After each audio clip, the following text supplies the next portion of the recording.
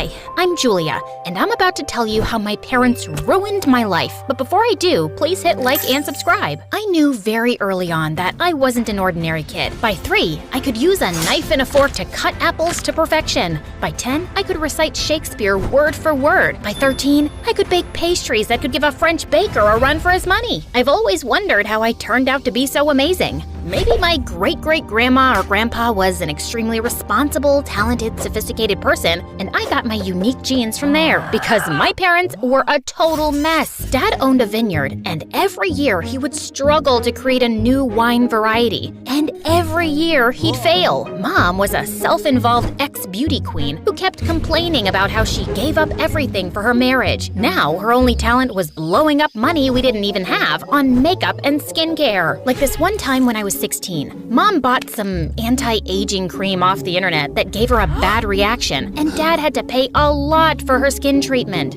My face looks like a swollen monkey's butt. This is all your fault. If only you were rich and I could afford plastic surgery. If only you were smart enough to read the label, darling. Did you just call me dumb? If you keep screeching like a banshee, Mom, we'll have to get you new vocal cords too. But before I could finish, she picked up a tray next to her bed and flung it at Dad. Dad ducked, the tray hit the TV screen on the wall, and he ended up paying more to the hospital. Even though Dad was pissed, he went home early and arranged a surprise welcome home party for Mom. But she decided to surprise him instead by packing her bags and leaving for good. And divorce papers soon followed. How could she leave me like that? I've done nothing but love her. Please compose yourself, Dad, and let's not cry over spilled milk. What? You'll get over it. I'm not some stone-hearted witch, trust me.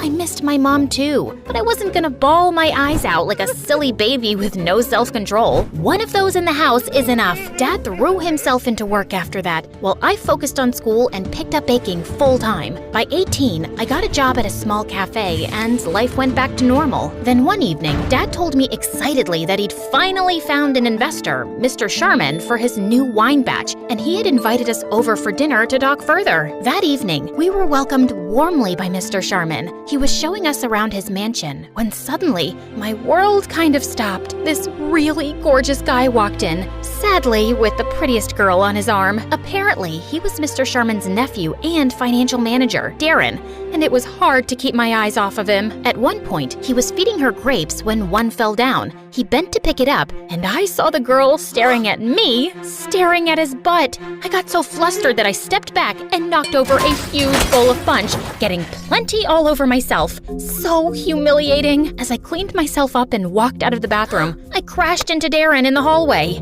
Wow, are you always this clumsy? Or do I have this effect on you? I am not clumsy. I am the very picture of grace, and you have no effect on me. My date said you were staring at my butt when the accident happened. That's a false accusation, a blatant lie. Why would I be staring at your rear end? It's okay, I don't blame you. I work out a lot. Yes, it shows, and your behind is perfectly sculpted like a Georgia peach. But what does that have to do with me? Your girlfriend sounds like an insecure lady just making up nonsense. I doubt that you would make her insecure. She's a model and you, well, you look and talk like you're Mary Poppins' daughter. No offense. With that, he grinned and just walked off. I loved Mary Poppins, but it didn't feel like a compliment coming from him. I joined Dad and Mr. Sharman, but minutes later, someone tapped on my shoulder, and I nearly passed out when I saw Mom? Surprise! What is